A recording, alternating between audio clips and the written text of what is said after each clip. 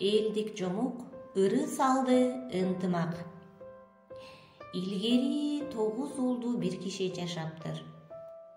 Балдары ынтымаксыз экен. Бир күнү ынтымаксыз 9 уулду бири-бирден башка кишилер уруп кетишет экен.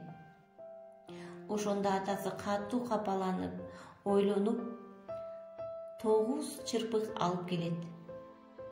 Балдарым, күчүңөрдү сынайын, бул 9 чырпыкты тобу менен сындыргылачы дейт.